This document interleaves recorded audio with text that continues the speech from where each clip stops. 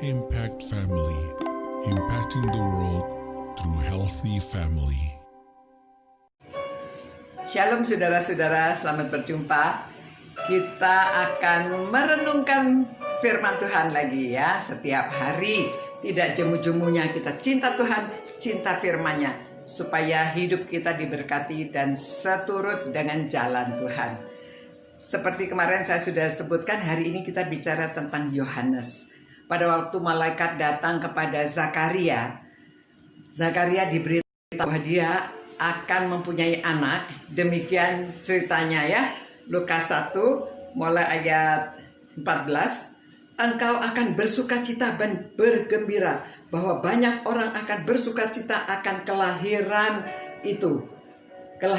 itu, sebab ia akan besar di hadapan Tuhan, dan dia akan tidak akan minum anggur atau minuman keras, dan ia akan penuh dengan Roh Kudus mulai dari rahim ibunya.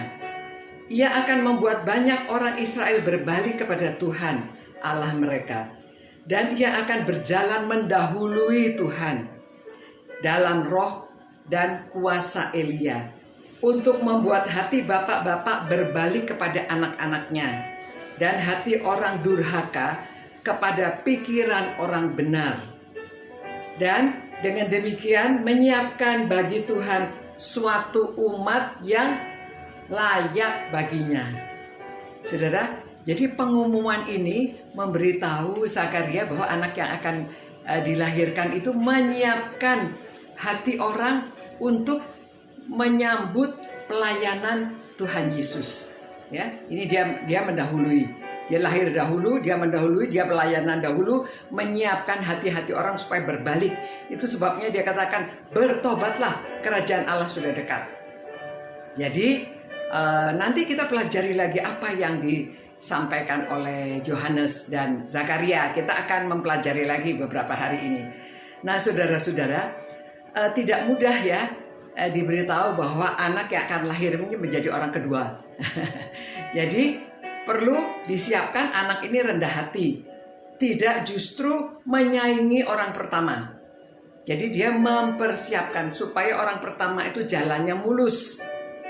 Nah tidak mudah ya, biasanya menjadi asisten atau menjadi menteri-menteri itu kadang-kadang ya ada yang malah bersaing ingin mengkritik atasannya.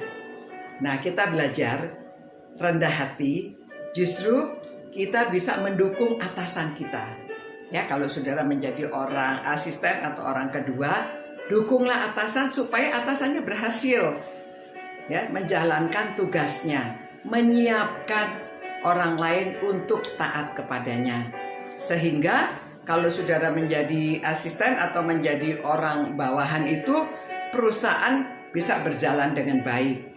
Karena saudara ikut bersama-sama mempersiapkan. Begitu juga saudara dalam rumah tangga ini ya. Dalam rumah tangga itu suami istri. Di dalam Alkitab dikatakan istri tunduklah kepada suami. Nah saudara, kenapa istri tunduk kepada suami? Berarti suami itu yang kepala.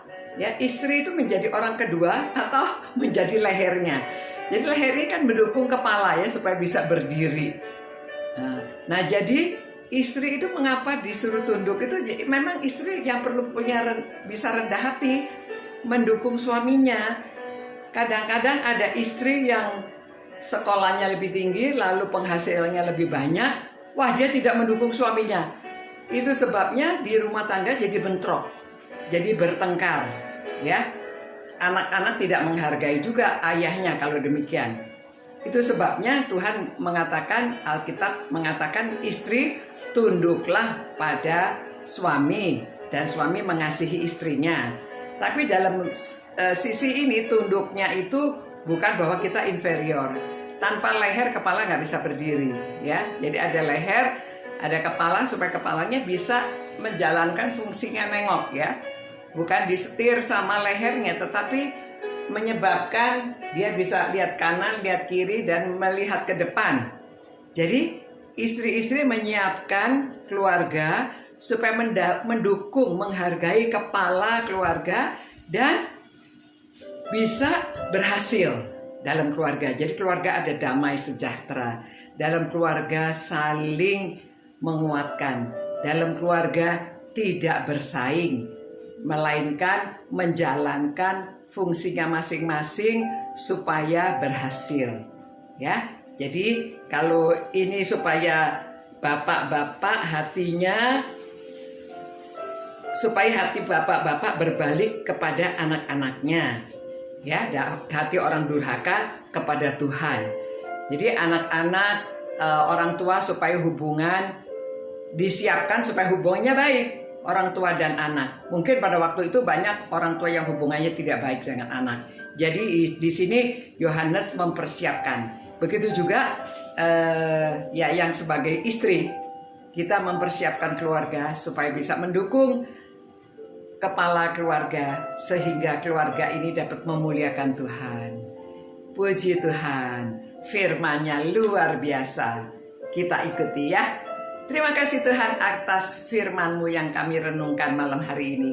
Jadikanlah kami orang yang dapat mendukung orang lain, baik di perusahaan, baik di organisasi, baik di gereja, baik di mana saja. Kami dapat mendukung atasan kami supaya berhasil, supaya nama Tuhan dimuliakan, supaya pelayanan menjadi mulus. Terima kasih Tuhan. Berkatilah setiap orang yang merenungkan firman-Mu, berkatilah kami semuanya, dan Tuhan pelihara jaga kami malam hari ini. Demi nama Tuhan Yesus kami berdoa. Amin. Selamat malam saudara-saudara, muliakan Tuhan selalu, cinta Tuhan, cinta firman-Nya, dan kita cinta sesama menjalankan tugas kita masing-masing. Selamat malam, Tuhan berkati dan pelihara saudara-saudara. Selamat beristirahat. Ciao. Impact Family, impacting the world through healthy family.